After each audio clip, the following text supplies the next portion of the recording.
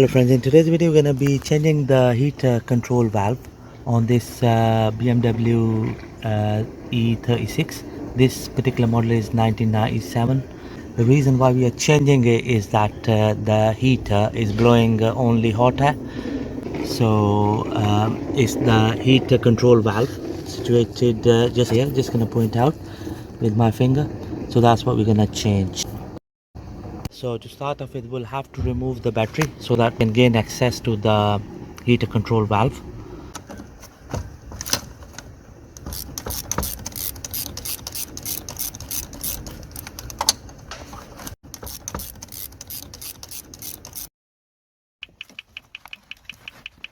I'm just going to remove the jackets. There we go.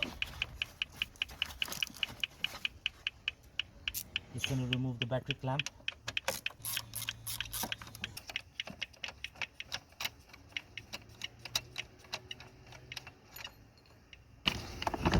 Right, so the next bit we're going to do is we're going to remove this pipe here, which is coming into the manifold. We're going to be using 7mm socket to undo the Jubilee clamp.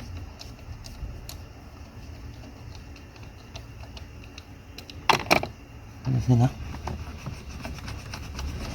pull the pipe out. There we go. Right, so the next bit we're going to do is we're going to remove this connector here. So just gonna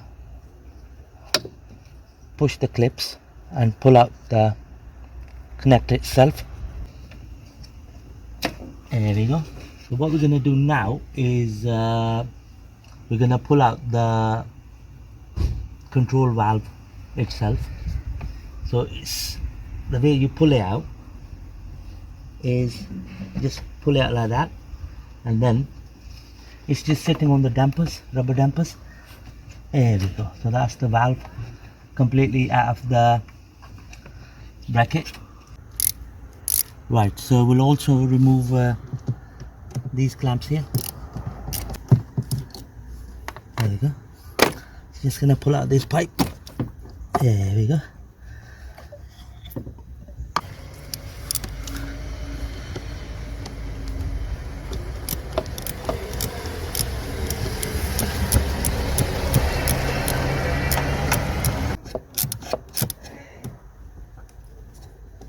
Right, here we go. Just gonna pull out this pipe now. Right, so now we're gonna undo the bottom pipe here. It's very important to let the engine cool down, and then you pull out these pipes. There we go. So just gonna pull out the bottom pipe. There we go. This is our heater control valve, the faulty one. So basically the shutters inside, they get jammed over the period of time, so that's what causes the hot air to come inside the cabin instead of hot or cold, depending on the driver's choice. Here we go, friends. This is our new heater control valve. So we got this part from eBay for £30, like for like. Just gonna remove these caps.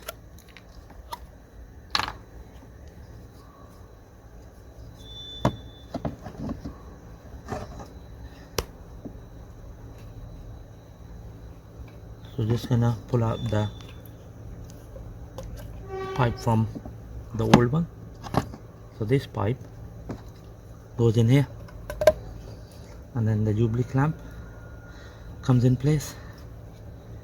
So what we'll do is we're going to have it like this, and this is where we're going to tighten it.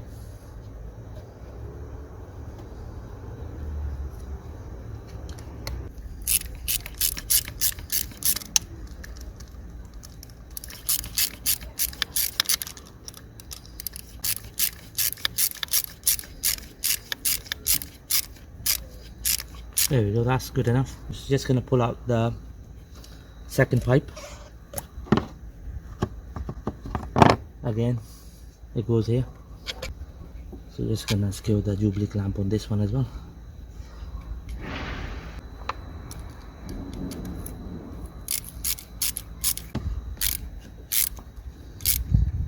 There we go, that's good enough. So the bottom pipe gets fitted here. Here we go, that's fully home. Right, so just gonna secure the bottom jubilee clamp. Make sure all the pipes are pushed in nicely before you secure the jubilee clamp. There we go, that's good enough. Right, so next we'll secure the valve itself onto the bracket here. Right, so the way it sits in is like this. So the top pin first goes here.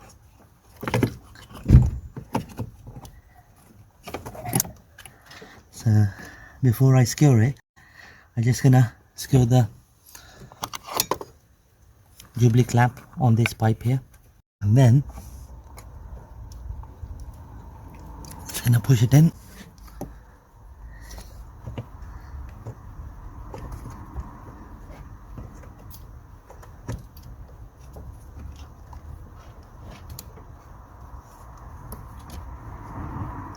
There we go.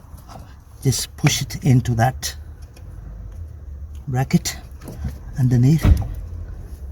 Right, so just gonna secure these two clamps. That's the max they go in.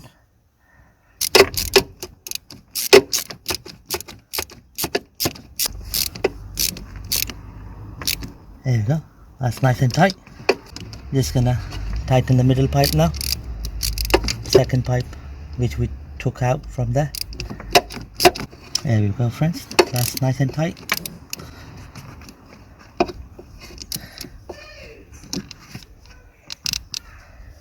So the next bit we're gonna do is we're gonna connect the harness, which is just here. Just here. So I'm just gonna push it in. There we go, friends. Hear the click? That's nicely in place. So we have connected the harness back in. The heating control valve is nicely in place. Okay. So what we're gonna do now is we're gonna connect this pipe here where we took it out from onto the manifold. Just gonna push it in. There we go.